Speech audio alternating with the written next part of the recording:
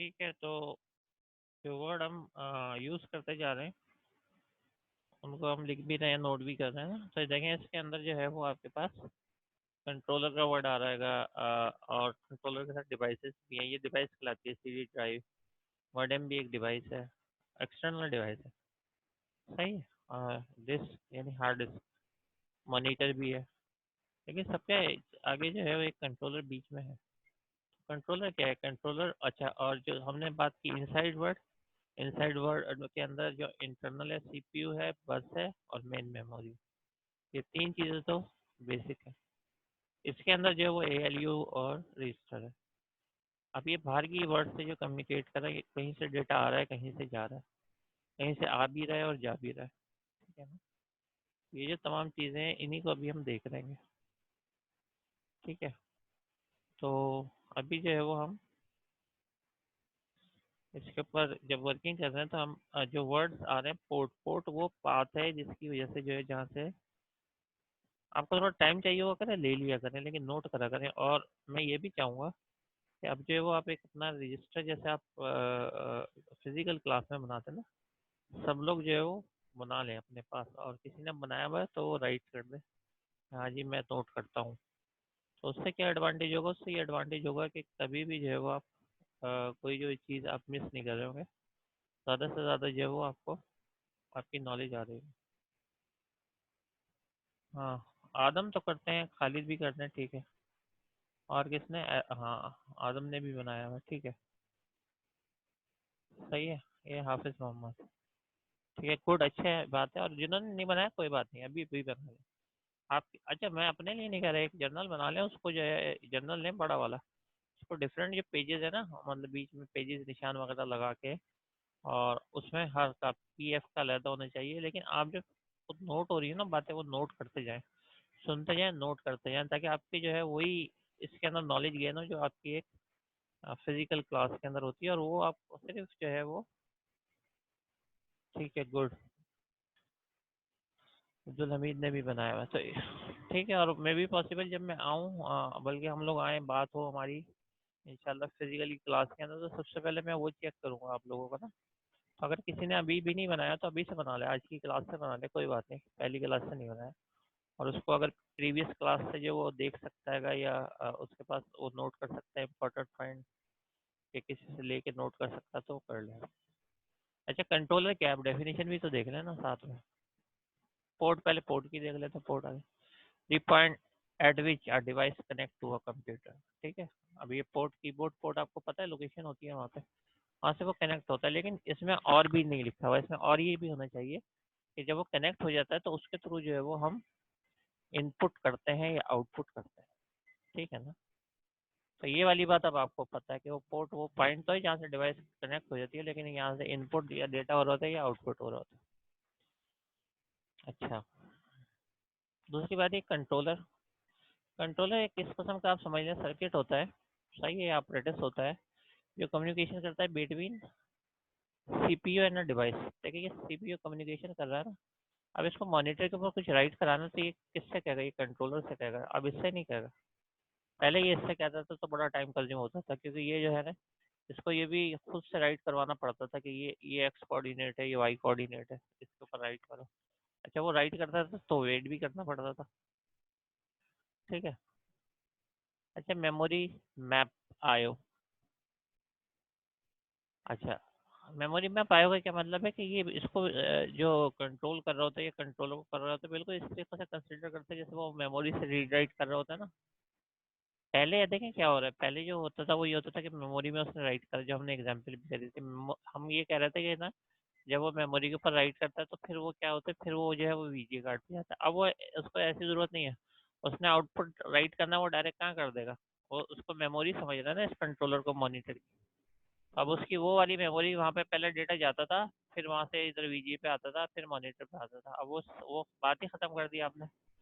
तो इस सूरत में जब आप कंसिडर करते हैं इस लॉजिक को, या आपका ऑपरेटिंग सिस्टम जो है वो कंसिडर करता है इस बात को कि आप जो है वो एक कंट्रोलर को ऐसे ट्रीट करने लगता है जैसे मेमोरी होती है, कि वहाँ डेटा रीड करता है, राइट करता है, रीड करते मेन मेमोरी में, अब क्या कर रहा है, अब कंट्रोलर में कर रहा है क्या, अगर उसको कंट्रोलर के अंदर मॉनिटर पे करवाना है तो वो मेमोरी में नहीं करेगा, कि मेमोरी में करे वहाँ से कंट्रोल पे या नहीं, डायरेक्ट कंट्रोलर पे कर देगा। और जैसे ही कंट्रोलर पे करेगा, कंट्रोलर बता देगा कि मैंने आपका काम कर दिया, तो सीपीयू को एक्नॉलेज भी कर देता है वो काम करके ना। तो इस मैकेनिज्म को, कि आपके जो है वो कंट्रोलर बिल्कुल ऐसे ट्रीट होने लगता है जैसे मेमोरी, रीडिंग और राइटिंग के लिए, इसको कहते हैं मेमोरी मैप्ड आईओ। अब ये नया वर्ड है, ये आपने जो है ना वो लिखना है अपने पास। और मैं इसको दोबारा समझा देता हूँ कि पहले तो सीपीयू ये करता था ना, कि पहले मेमोरी में राइट करता था, फिर आपके पास जो डिवाइस पे जाता था कंट्रोलर के थ्रू। अब सीपीयू क्या कर रहा है, अगर उसको राइट करना होगा तो इसकी मेमोरी में कंट्रोलर की कर देगा, क्योंकि इसका इसका एड्रेस भी होता है। तो कितना टाइम सेव हो गया, यहाँ जाए, यहाँ से यहाँ जाए, फिर आए ना। तो इस चीज़ को जब आप कहते हैं कि ज़रूरी नहीं मॉनिटर की मैं बात करूँ, वो हार्ड डिस्क के अंदर भी यही करेगा, और सीडी ड्राइव से रीड जब कर रहा होगा तो भी यही करेगा। यहाँ पे मॉडर्न समझ रहे हैं, एनआईसी कार्ड को कह रहे हैं जिससे नेट कनेक्टेड होता है, तो वो नेट से भी यही करेगा। तो इसका मतलब इसने बहुत ज़्यादा टाइम सेव कर लिया। इससे इससे डायरेक्ट इसको कह रहा है, ये इसका असिस्टेंट है, इसका सीपीयू का, ये इसको कहता है, वो काम करके देता है, इसको बता देता है जी मैंने कर दिया। पहले क्या करना पड़ता था, पहले सीपीयू मेमोरी में रखता था, फिर वहां से जो पूरा इसको केयर करता था कि इधर चले जाए, यानी खुद उसको काम करना पड़ता था। अब जो है वो क्या कर रहा है, अब इनके थ्रू कर रहा है, तो ये इसके क्या हो गया, ये असिस्टेंट हो गया। कौन, सीपीयू भी असिस्टेंट हो गया, सीपीयू का असिस्टेंट ये हो गया, ये भी कंट्रोलर, ये भी कंट्रोलर, ये भी कंट्रोलर, ये भी। बाकी सीपीयू का असिस्टेंट है ही मेन मेमोरी। और अब जो है वो ये जो है एक सर्किट होता है एक्चुअली, जिसके बेसिस के ऊपर ये सारा काम परफॉर्म हो रहा होता है। उस सर्किट को कहते हैं डायरेक्ट मेमोरी एक्सेस। जब हम ये सर्किट लगा देते हैं, और जो कि अब हर सिस्टम के अंदर लगा हुआ होता है, तो वो क्या काम वो ये करने लगता है, जो ये वाला है ना, वो ये करने लगता है मेमोरी मैप आयो, यानी कि अब मेमोरी के थ्रू राइट नहीं कराएगा, डायरेक्टली राइट करेगा। क्या डेफिनेशन लिखी है, main memory access by a controller over the bus. ठीक, यानी आपके पास जो मेन मेमोरी है वो कंट्रोलर एक्सेस कर सकता है इस बस के थ्रू। यानी इवन ये कि अगर मेमोरी का भी कोई डेटा होगा तो वो भी जो है वो राइट करेगा। तो आपने उसको नाम ही रख दिया उस डिवाइस का जो ये सारे काम कर रहा है। और ये होगा क्या, ये एक्चुअली जैसे कंट्रोलर ऐसे एक हार्डवेयर होगा यहाँ पे बना हुआ होगा, इसके लगते के साथ ही ना कंट्रोलर जो है सारे के सारे वो सीपीयू के अंदर चले जाएंगे, और उनको वो डायरेक्ट जो है वो, नहीं, कंट्रोलर कंट्रोल यूनिट नहीं होता। सीपीयू जो है वो आपके पास कंट्रोल यूनिट सीपीयू के अंदर होता है।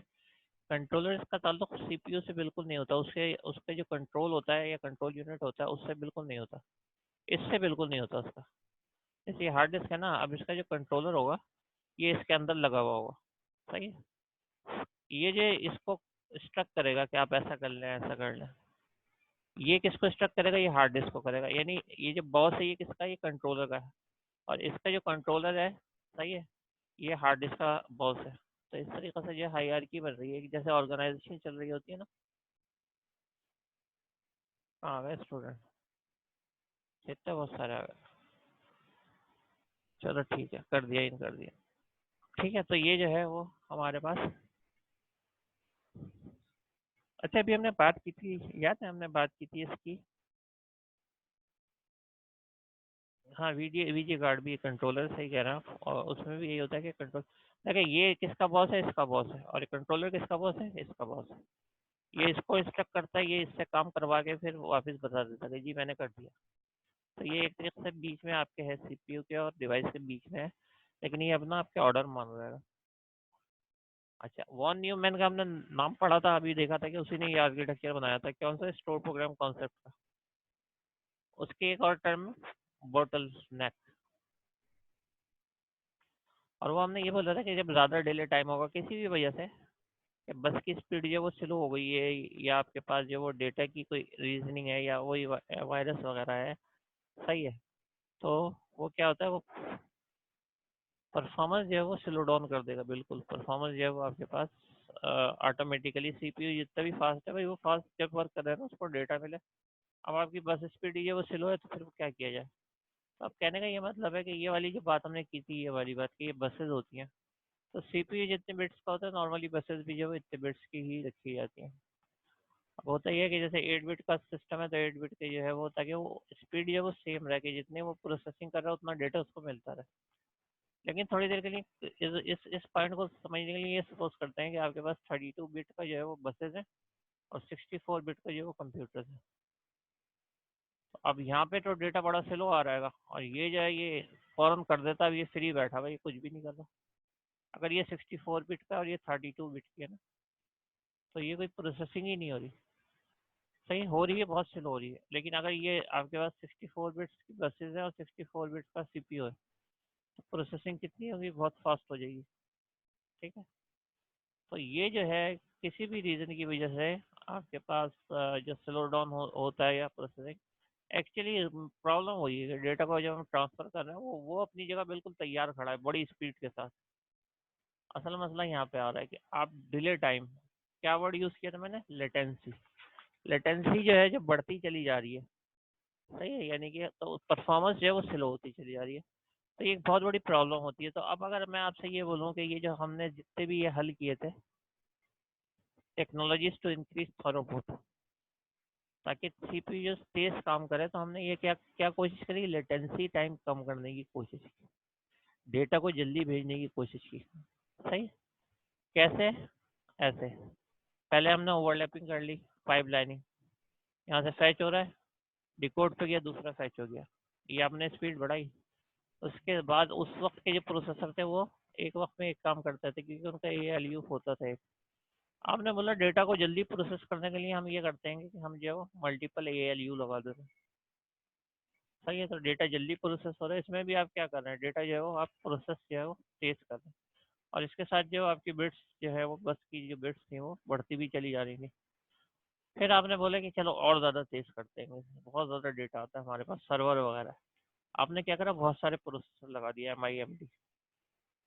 इसमें क्या था, कोड लगा दिए थे, इसमें MIMD। तो ये आप जो है कर क्या रहे हैं, ये आप स्पीड किस तरीके से बढ़ा रहे हैं, किसी भी सूरत से डेटा जल्दी प्रोसेस हो जाए। सही। और किसी भी सूरत से, अब ये क्या है, ये हमने ट्रैवलिंग के लिए नहीं करा।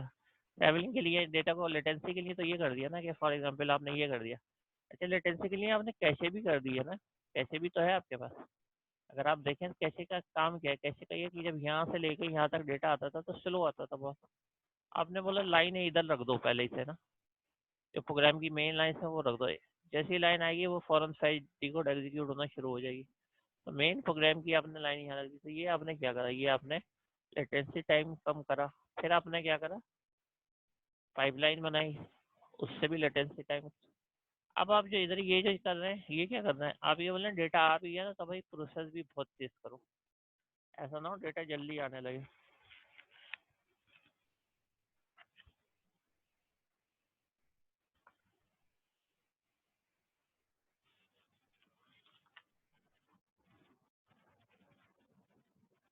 जी बोले। हेलो।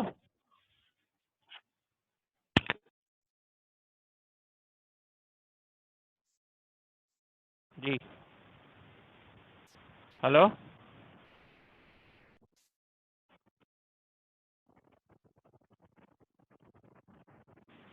जो 5 लिखा करे वो फिर जब आवाज़ हेलो आ जाए तो ओके भी लिखा करे। ओके भी जो है ना वो 2 वर्ड होते हैं, वहीं पे कीबोर्ड के ऊपर भी होते हैं। 5 पे आपने लिखा था, कटे भी पहले मैं समझा, आवाज़ ही नहीं आ रही। अच्छा, पहले मैं देखता हूँ।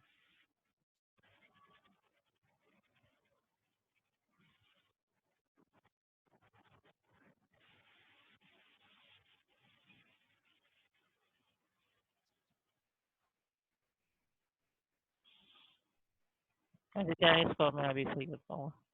अभी अब मेरी आवाज़ जो है वो कैसे आ रही है?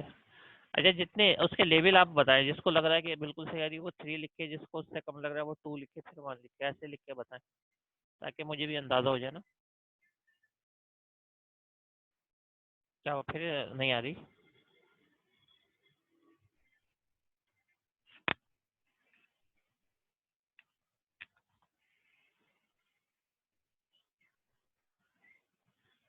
ऐसा करो बेटा।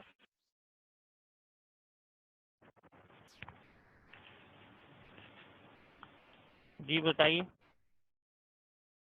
अभी भी कट रही है?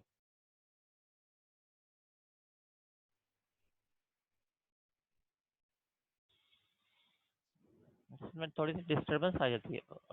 एक सीक्वेंस के अंदर ना बातें आ रही होती हैं जहन में, वो थोड़ा सा रुक जाती है। जी हाँ, वो मैंने रिकॉर्डिंग जो है वो ऑन है अभी। अच्छा देखें, ये हम लोगों ने फिर ये देखा कि ये तमाम चीज़ें जो है वो आ रही थी। तो ये हम क्या कर रहे थे, वो लेटेंसी टाइम। अच्छा, हैंड शेकिंग किसको कहते हैं? हैंड शेकिंग कहते हैं हाथ मिलाने को। सही है, आप किसी से मिलते हैं हाथ मिलाते हैं, अस्सलाम वालेकुम कहते हैं, वो भी बोलता है वालेकुम अस्सलाम। तो इसका मतलब एक्नॉलेज भी हो रही है, सलाम दुआ भी हो रही है, हेलो हाय भी हो रही है, सब कुछ हो रही है। तो एक कन्फर्म हो जाती है बात कि जी आपने कम्युनिकेशन की है। तो जब डिवाइस कम्युनिकेशन जो है वो कर रही होती है ना, डिवाइस वगैरह जब कम्युनिकेशन कर रही होती है, तो उसमें भी वो जो है वो यही वर्किंग कर रही होती है। सही है कि जब एक दूसरे से कम्युनिकेट करेंगी तो एक्नॉलेज भी करती हैं, और एक्नॉलेज करने के बाद जो है वो ये भी होता है कि जी आप डेटा जो है वो अपने मेमोरी में राइट कर देना है। तो वो बोलती है ओके, और ओके के बाद जो है वो फिर क्या होता है, वो राइट हो जाता है मेमोरी के अंदर। और जब मेमोरी के अंदर वो राइट हो जाता है तो फिर उसके बाद जो है उसका एक्नॉलेज आता है कि ठीक है, इट्स ओके, राइट हो गया। तो ये जो चीज़ है ना, ये कहलाती है हैंड शेकिंग। जैसे आप किसी से हाथ मिलाते हैं, सलाम दुआ करते हैं, सही बातचीत होती है बाकायदा। अच्छा, आप किसी के पास जाए, बोले अस्सलाम वालेकुम, वो जवाब ही नहीं दे, वो दूसरी तरफ मुंह करके चले जाए, ठीक है, लड़ाई तो हो जाएगी, हो सकता है दूसरी तरफ आप सलाम भी ना करें, लेकिन वो हैंड शेकिंग तो नहीं हुई ना, मतलब ये बातचीत तो नहीं हुई। तो कंप्यूटर के अंदर ऐसा होने लगे कि जी वो गया उसके पास, उसने बोला कि जी ये राइट करता है, और उसने वो यही कह दिया कि नहीं, मैं कंट्रोलर ने कहा नहीं, मैं अभी राइट नहीं कर रहा। तो फिर वो लॉजिक ही खत्म हो गया ना उसका, कंप्यूटर का जो बेस है कि सीपीयू जो है वो हेड हो गया। यहाँ पे क्या ह्यूमन फैक्टर आ गया। सही है, तो इसलिए ऐसा नहीं होता इसमें। अच्छा, पैरेलल कम्युनिकेशन ये दो टाइप की होती है, पैरेलल कम्युनिकेशन और सीरियल कम्युनिकेशन। तो पैरेलल कम्युनिकेशन जो होती है वो होती है, अब ये पता नहीं आप लोग जो है वो ये करते हैं नोट या नहीं करते हैं। मैं इसको जो है वो इसके अंदर है ऑप्शन, मैं इसको डाउनलोड कर लेता हूँ।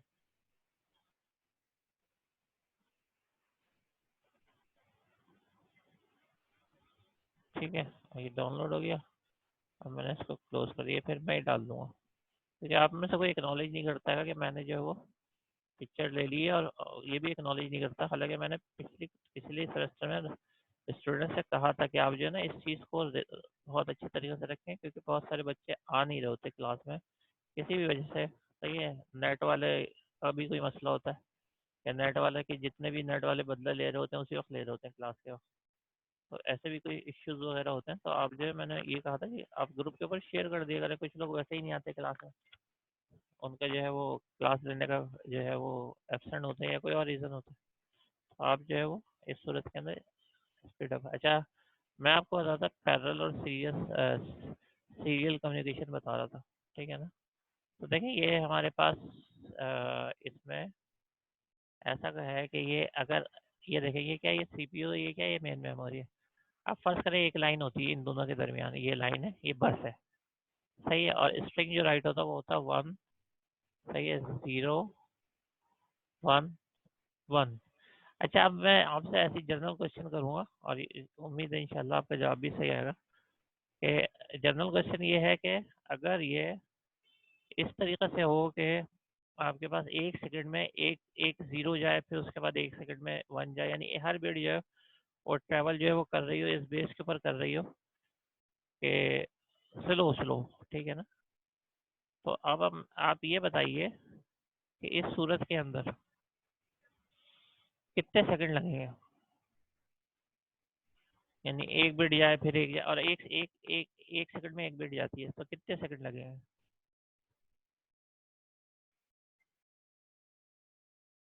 हाँ, 4 सेकंड लगेंगे ना।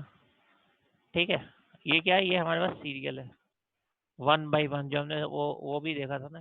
ये होता क्या है,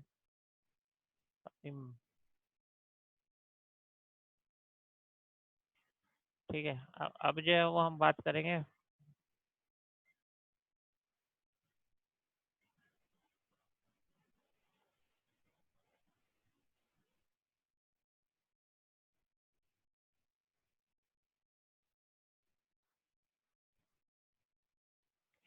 ठीक है, अब जो हम बात कर रहे हैं वो कर रहे हैं। चलें अब आप ये इसी कलर के अंदर देख लें, ये भी वैसे अच्छा कलर है।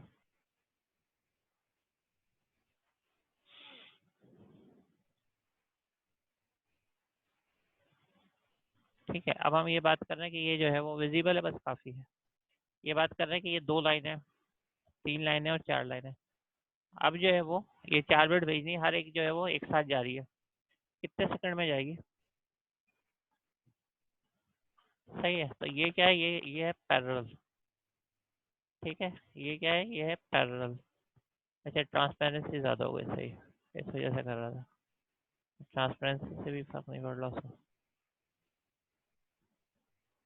तो ये जो है ये पैरेलल, अब आपने देखा पैरेलल और सीरीज में अब इधर ही आ जाता है। ओ, सही है, तो ये है पैरेलल कम्युनिकेशन। ये क्या कर रहा है, बहुत सारी लाइनें होती है और एक साथ वीडियो ट्रैवल कर रही होती है तो फास्ट हो जाता है। अब ये हम क्या कर रहे हैं, ये अगेन स्पीड टेस्ट करने की स्कीम कर रहे हैं ना पैरेलल के ऊपर।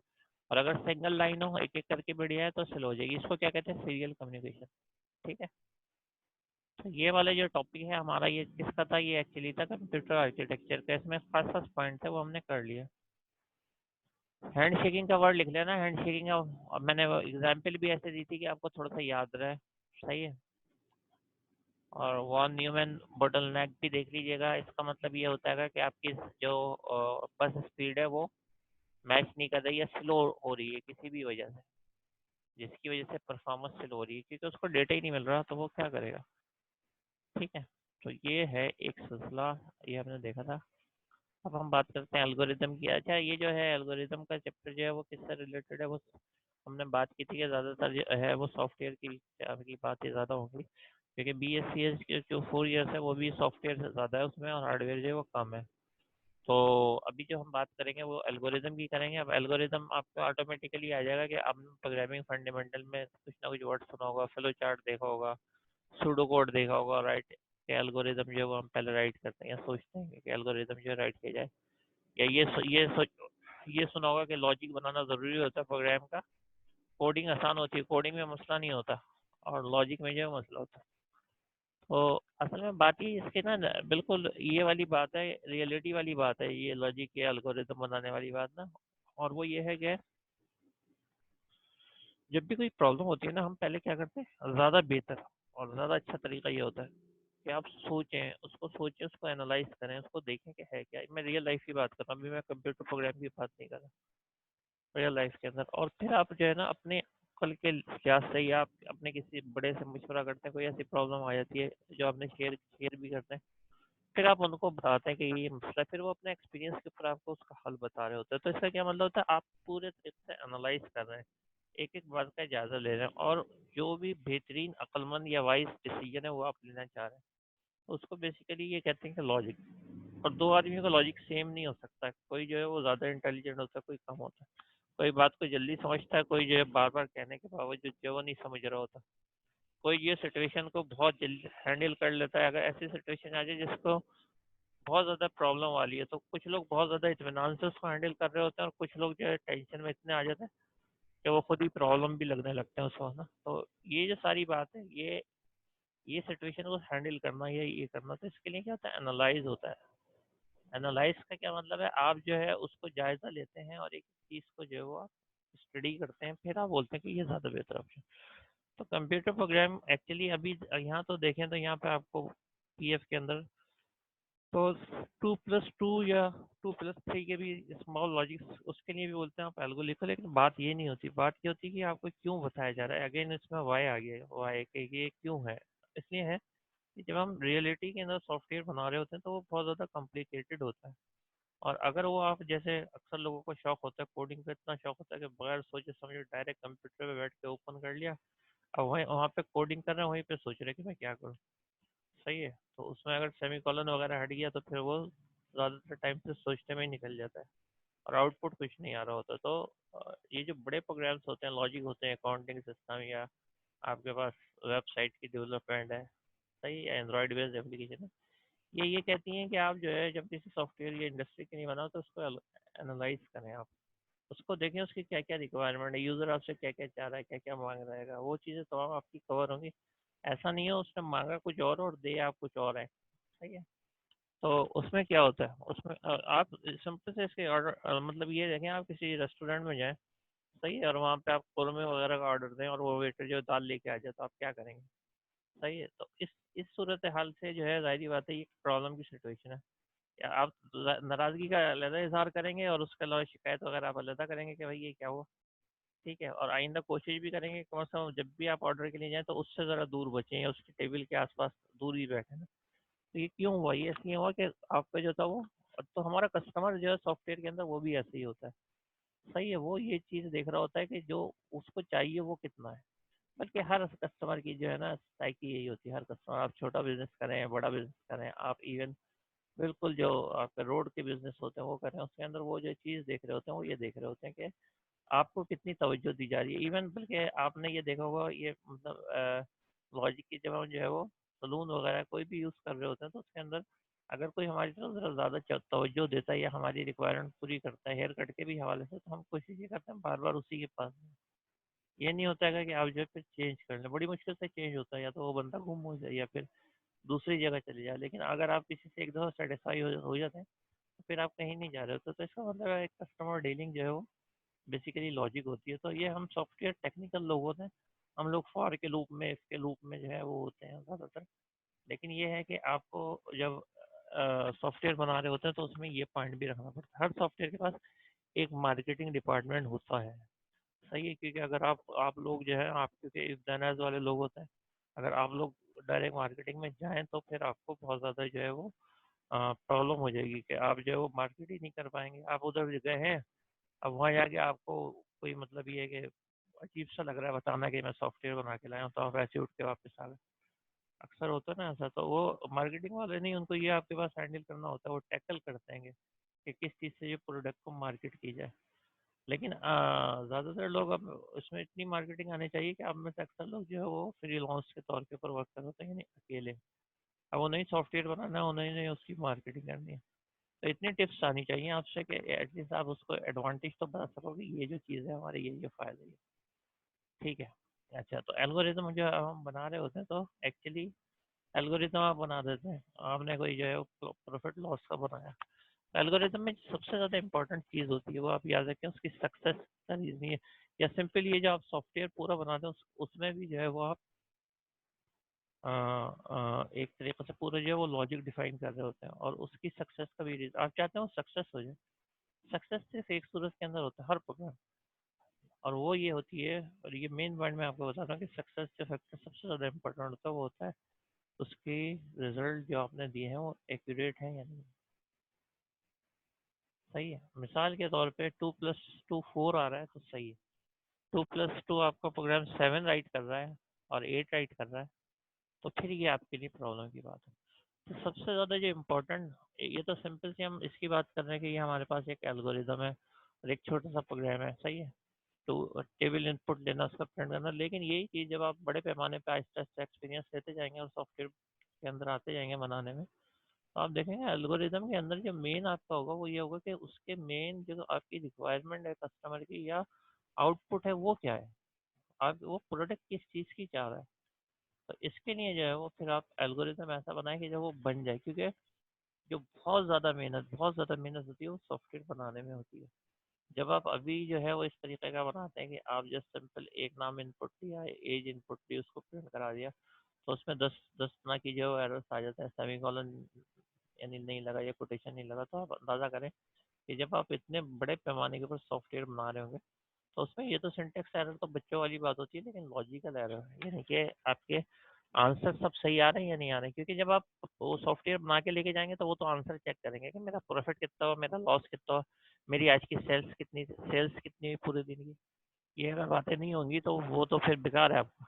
तो देखें, सारा प्रोग्राम सिर्फ रिजल्ट करेक्ट आना चाहिए जो मेन है, और उसको रिजल्ट करेक्ट के लिए क्या वर्ड यूज होता है, वो होता है एक्यूरेसी, सही है। आपका एल्गोरिदम जो है वो 100% अगर एक्यूरेसी दे रहा है, फिर बाद में हम और चीज़ें देखेंगे।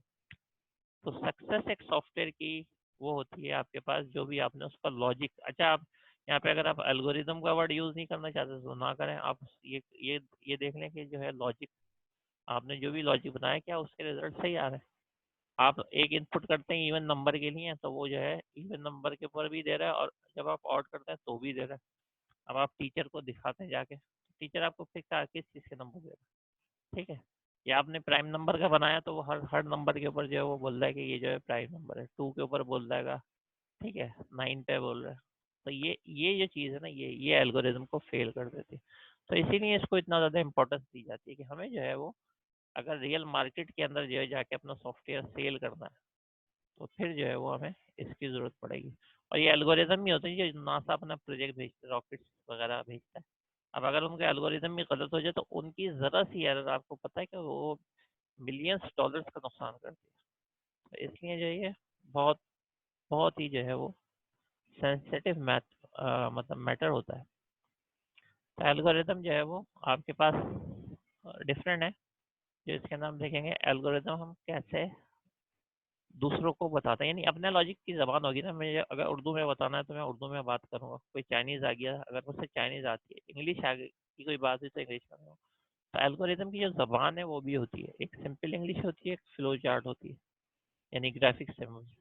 तो हम कैसे बनाएंगे, जब जब हम दूसरे को बताते हैं ना, तो उसको कहते हैं रिप्रेजेंट करना, कि मैंने ये लॉजिक बनाया है, आप इसको देखें। अच्छा, जैसे हम लोगों की लैंग्वेज होती है, लेट्स सपोज उर्दू बोलने वाले आपको कहीं पे भी मिल जाए, इंग्लैंड में मिल जाए या कहीं पे भी मिल जाए, अमेरिका में मिल जाए, तो उनकी एक ही ज़बान होगी, वो समझेंगे आपस में, सही है। इस तरीके से प्रोग्रामर की भी एक ही ज़बान होती है, वो भी समझता है, और वो कहते हैं फ्लो चार्ट। तो ये फ्लो चार्ट आपको नज़र आता है शुरू में, ओवल है, रेक्टेंगल है, सही है, पैरेललोग्राम है। ये जो है ये है शुरू के अंदर लगता है अजीब व गरीब, जैसे वाकई चाइनीज़ ज़बान के वर्ड्स हो। लेकिन जब आप इनके प्रैक्टिस के अंदर आ जाते हैं तो फिर ये आपको बच्चों वाली चीज़ें लग रही होती हैं।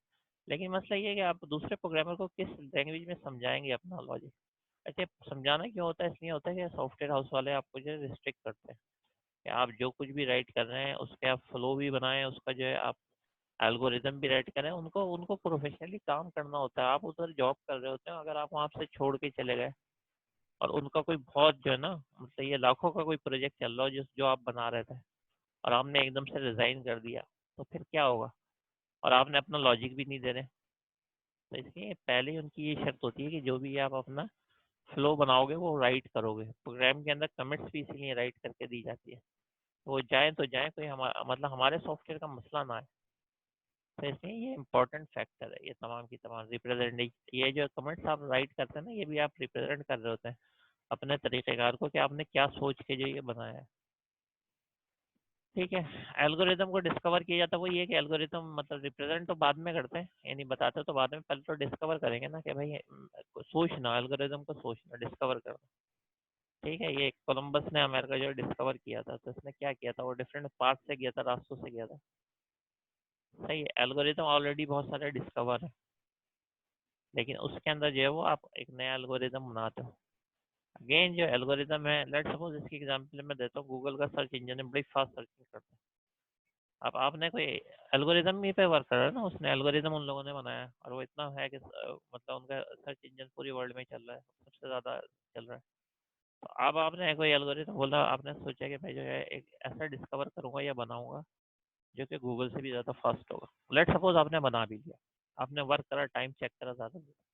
सबसे पहले जो आपका जो वो होगा, मतलब ये क्लाइंट होगा, वो गूगल वाले खुद ही आ जाएंगे, बोलेंगे ये हमें भेज दो, और वो बहुत अच्छे पैसे आपको देंगे, मतलब ऐसे देंगे कि फिर आप जो है वो मतलब बहुत कुछ आप अभी अर्न कर लेंगे, ठीक है। और ये कहलाती है डिस्कवरी, के नया लॉजिक जो है ना वो सोचना, और उसको तो इसीलिए जो है वो कहा जाता है कि जी आप अपने फ्लो चार्ट बनाए, अपना लॉजिक, क्योंकि हर एक का सोचने का अंदाज डिफरेंट होता है। तो इसीलिए वो जब कोई प्रोग्राम बना रहा होता है तो डिफरेंटली बना रहा होता है, एल्गोरिदम बना रहा होता है तो डिफरेंटली बना रहा होता है। इसके अलावा हम देखेंगे सिलेक्शन स्ट्रक्चर क्या होता है। सिलेक्शन वही होता है आपके पास जो नॉर्मली होता है, जैसे इफ देन एल्स वगैरह की बात करेंगे।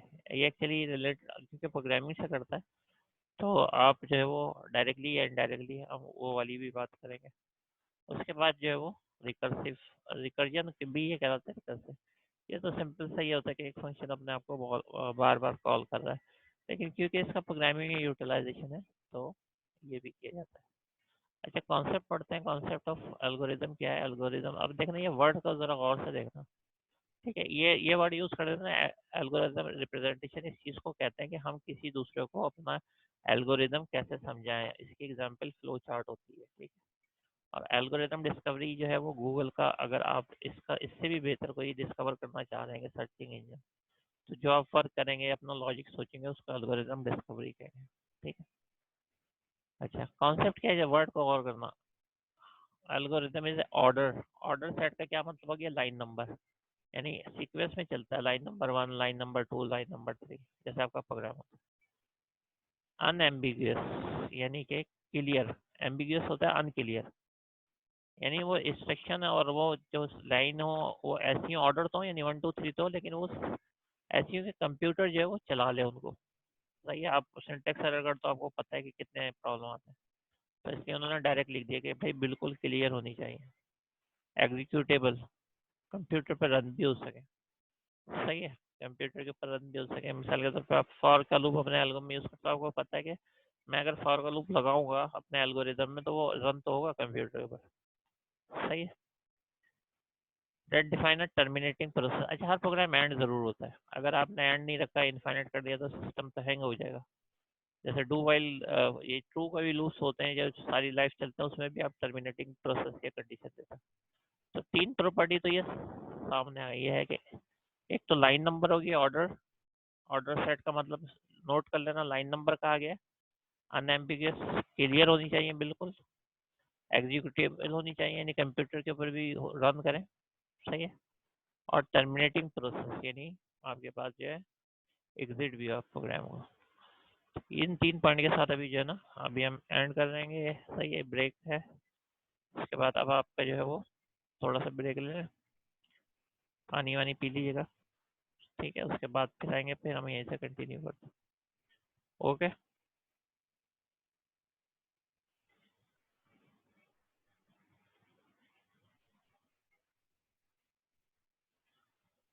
क्या रिपीट क्या करूँ, और 1 मिनट रह गया, आपको कह रहे रिपीट करना। अच्छा, अब्दुल हमीद जो कुछ भी है वो रिपीट आप जब वापस आएंगे ना कर लेंगे, ठीक है, रिपीट कर लूँगा मैं।